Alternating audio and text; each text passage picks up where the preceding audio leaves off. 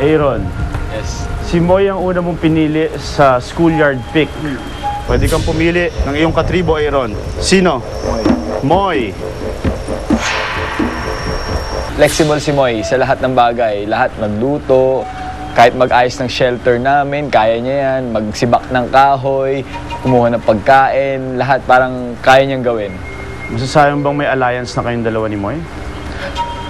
So far, wala pa naman. Siguro napapansin lang ng lahat halos, pati yung dati naming ka-tribe na naging close kami talaga ni Moy. So, yun. Speaking of alliances, mahalaga yan dito sa isla to build a strong alliance para magtagal. 2 araw pa lang kayo bilang tribong Nagar. Masasabi nyo ba na may nabubuo ng mga alliances, Ira? For me kasi, like si Karen, hindi ko masasabing alliance ko siya. Pero we started sa Sarmayi kasi. So kahit papano may bonding na nabuo.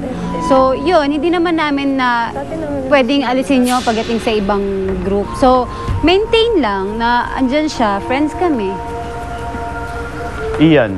Para sa akin, of course, mas close kami sa dating katribo.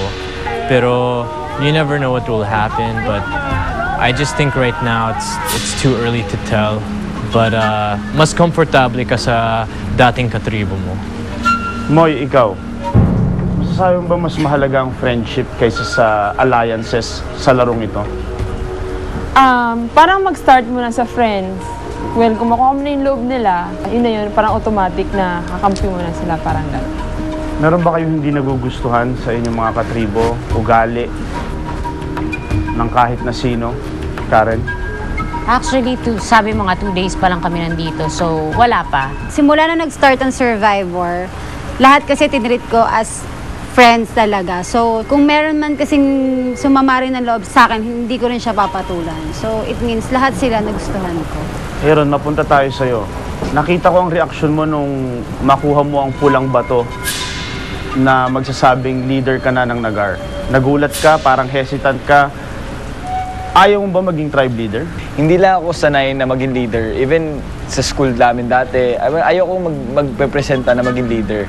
Kasi parang feeling ko, sa akin lahat, ibabatoy lahat ng sisi, pag natalo, pag ganito, ganyan. Sino sa tingin mo ang karapat-dapat din maging isang tribe leader sa grupong ito? Siguro si Moy. Pwede si Moy, for me. Si Moy. Hindi dahil sa kaibigan ko siya. Kasi yun nga, she's very flexible sa lahat ng bagay. Pag-usapan natin ang reward challenge. Nanalo ang Sarmayi.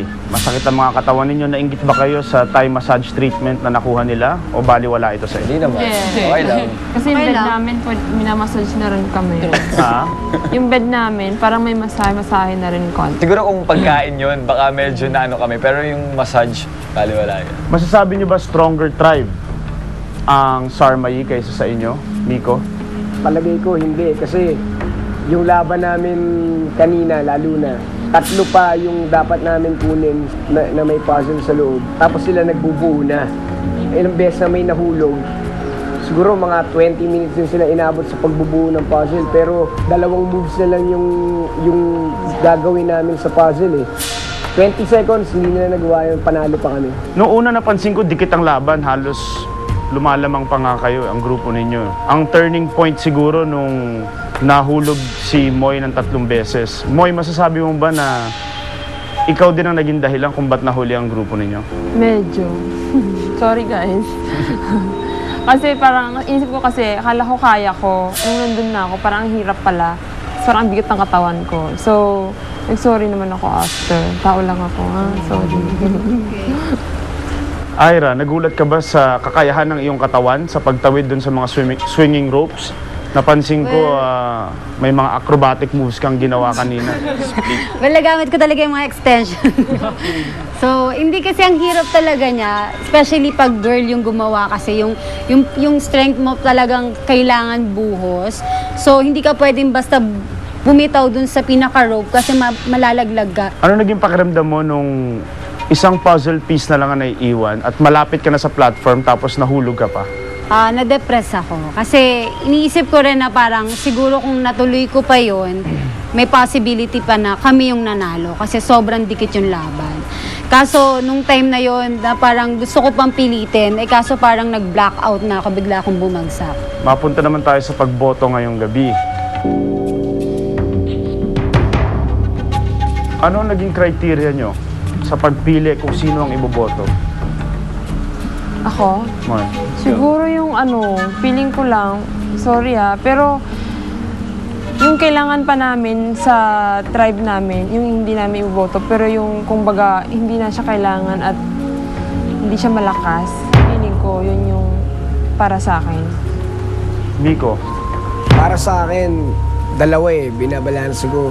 Siyempre, yung nakakatulong ka na sa camp, at the same time, malakas ka pa sa challenges that will bring your tribe to win at makapunta sa top 10. So sa akin, yung dalawang yun yung importante sa akin. Ira, Vote out ko yung taong alam kong wala nang masyadong pakinabang.